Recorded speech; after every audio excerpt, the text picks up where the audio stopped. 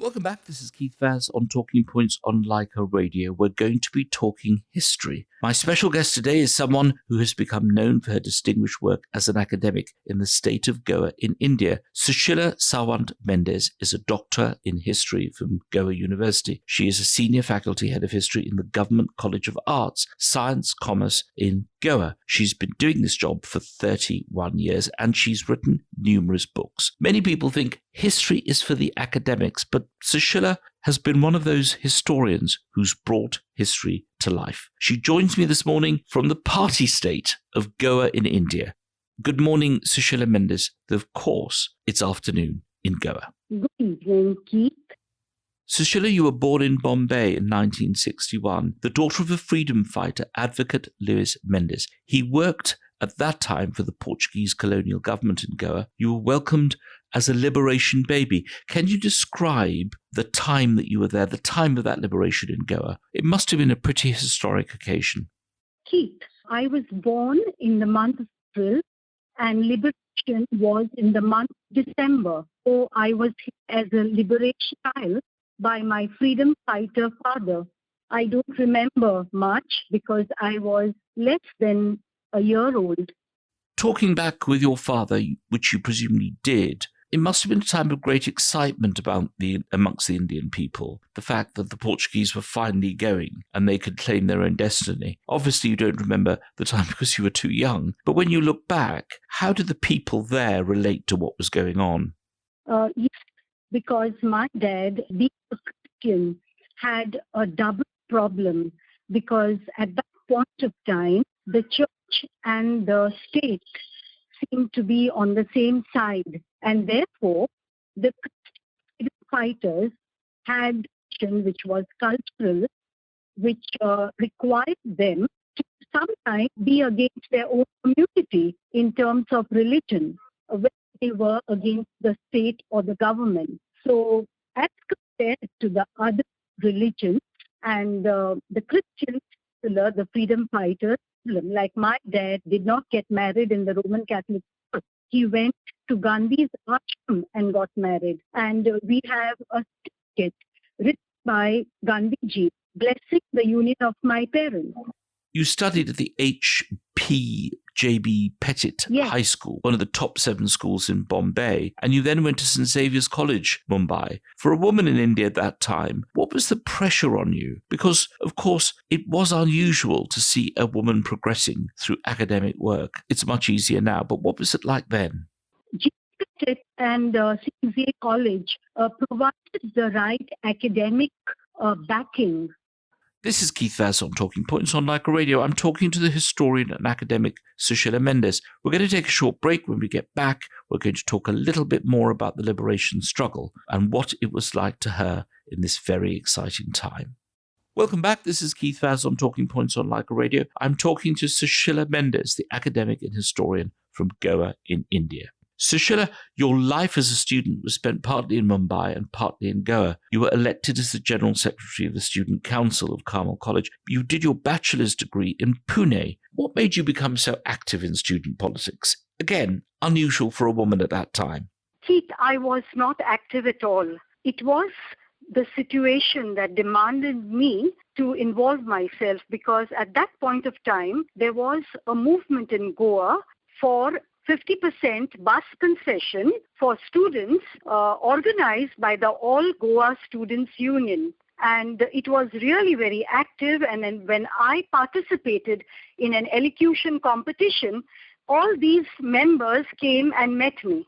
Indeed, you were part of the competition that won the Orator of Carmel Trophy. Being a public speaker is quite different from being an academic. Did you ever consider going into politics at that time? Because lots of students who were involved in politics then go into the mainstream. Was it ever of interest to you? It was never at that point of time because teaching allowed me to study further. And it was while teaching that I studied. Like I completed my 3 years law degree, I completed my Bachelor of Education degree, I completed my master's while teaching. You then wrote for the student newspaper Dawn. I think it was described as a progressive newspaper. Why were you involved in writing? What made you want to do that? The Udent was an organ of the Progressive Students' Union, and it put forth the point of view of the student community in Goa. So there was an editorial board, and we had to go at the site and write our observations. And as a member of the PSU, I did this. This is Keith Vaz on Talking Points on Leica Radio. We're going to take a short break and going back to talking about the role of Sushila Mendes as an academic. Join us after the break. Welcome back. This is Keith Vaz on Talking Points on Leica Radio. I'm talking to Sushila Mendes, an academic historian and an expert on liberation issues in Goa. Sushila, I wanted to talk for a moment about the identity issue of a colony like Goa, which of course is of great interest to our listeners. Tell us about when people are asked if they're still Portuguese or are they Indians. What answer do they give now? Has it changed? Are Goans absolutely Indian? See, now we in Goa cannot deny the fact that we have a 450-year-old Portuguese culture which has seeped in our psyche. So whether it is the religion or the language or the culture, it is very much a part of us. But at the same time, now there is a revival of the language, Konkani language and the Marathi language, and the culture of the Goan people, the music, the arts, the crafts, etc. So now, today in Goa, there is respect for each other's cultures.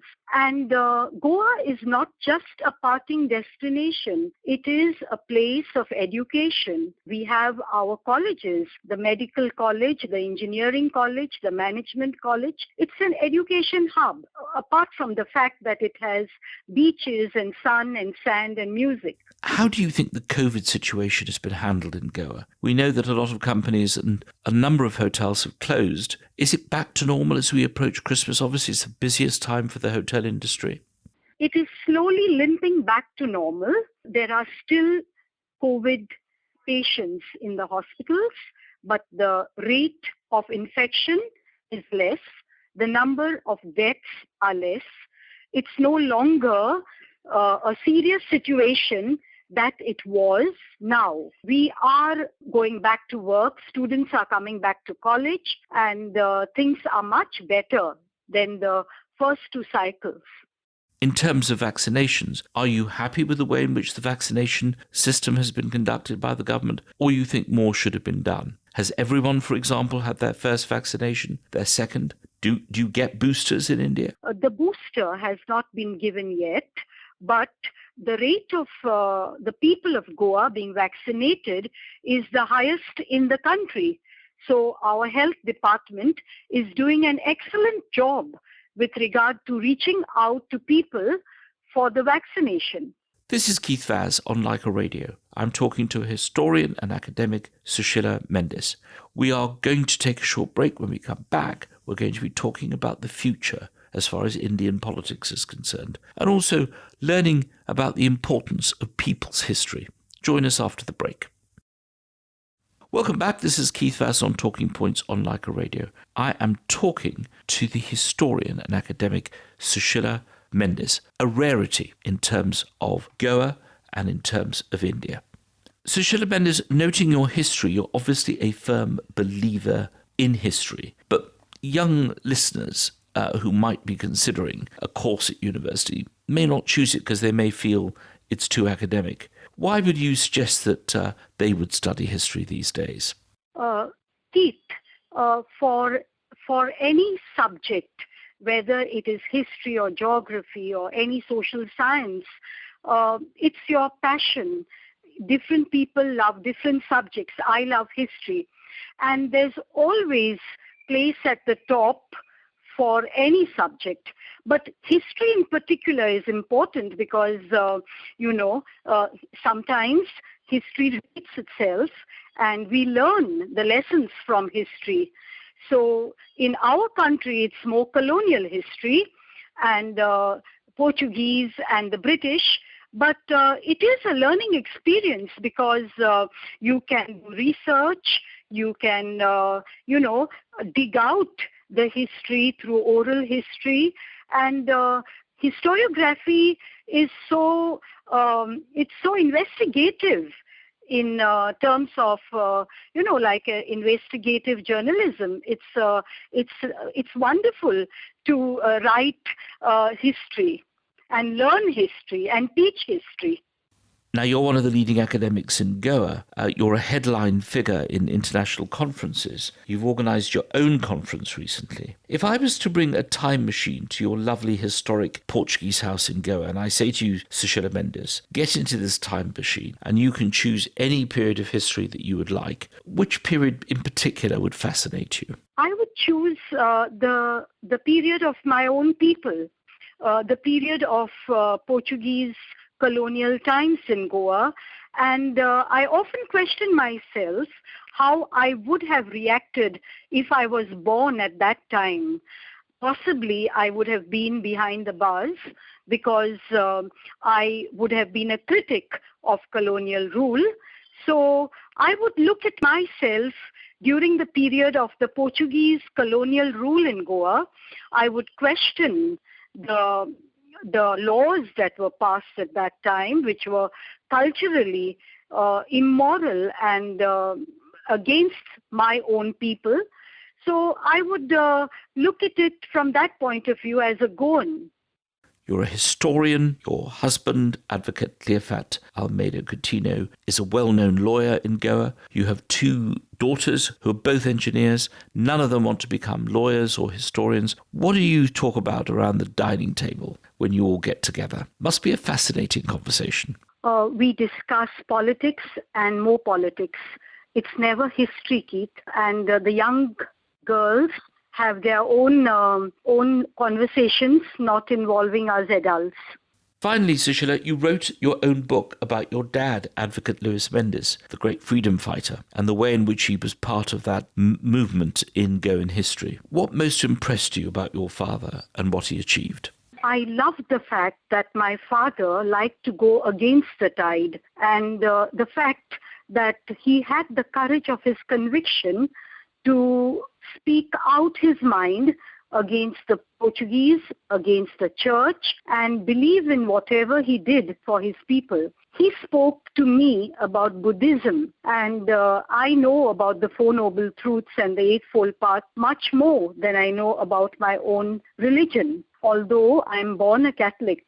So my father, today I come to know that he was writing in the newspapers of that period, which I read him today. He died when I was in middle school. Sushila Mendes, thank you for being our special guest. We always ask our special guest to choose something special and to dedicate it to someone special. Which song would you like to choose and who would you like to dedicate it to?